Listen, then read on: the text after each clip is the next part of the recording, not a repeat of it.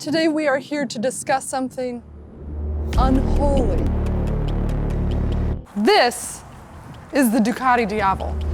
It's got power, it's got presence, and it's a girl's bike. But perhaps that's not the insult you think it is. Now, as a humble servant of peace, I feel compelled to tell you about the Diavel Carbon's 1198cc V-twin engine with its 162 horsepower. Just imagine this beauty rolling down the highway, leading you towards enlightenment, but perhaps that of a different kind. Whitney, what's going on here? Are you okay? Yes, I'm fine, in case you were wondering. Spite was just eager to get my thoughts on the Diavel he had as a giveaway bike a while back, and he asked me a question. Is the Ducati Diavel the perfect lady bike? I 100% agree with your friend. 100%. Anyways, my therapist told me it was important to alleviate any cerebral steam I had with exercising my creativity more. So, here we are.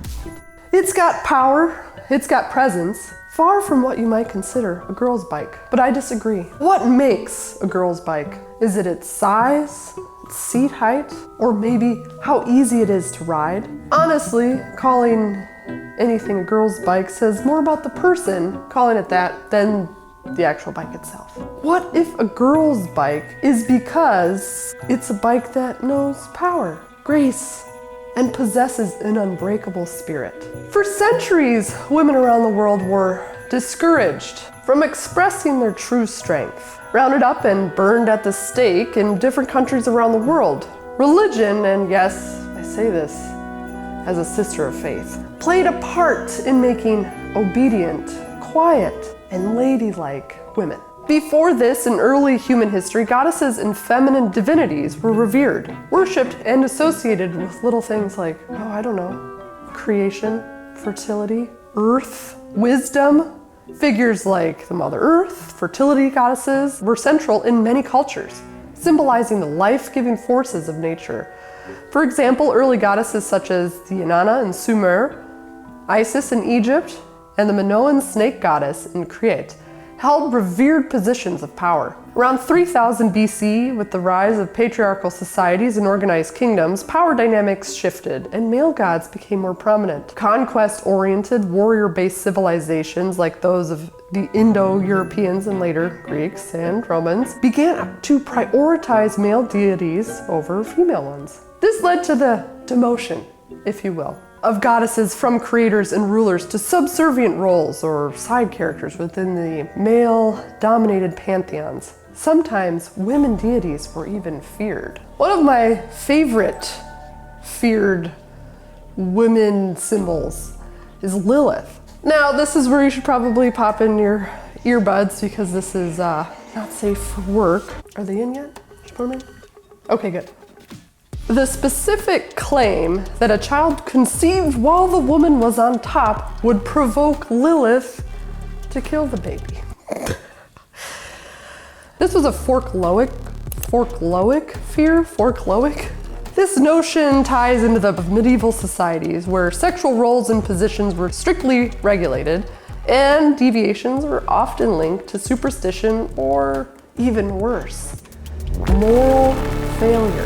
Women asserting dominance, even symbolically in sexual positions, might have been viewed as inviting the influence of rebellious or dangerous spirits. So here we are in a world where power on two wheels isn't traditionally thought of as feminine. But doesn't the Diavel prove otherwise? With the advent of monotheistic religions, Judaism, Christianity, and later Islam, female divinity was further marginalized. The worship of a single male god supplanted earlier traditions that included goddesses.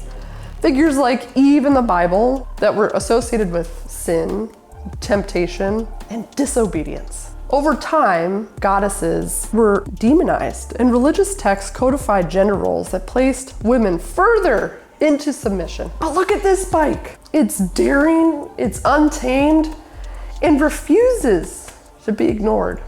Remind you of anything? Maybe the spirit of strong, fierce women who were told to stay quiet and blend in. It's got an insane amount of torque, so it's quick to react. It's got superb handling and aggressive style.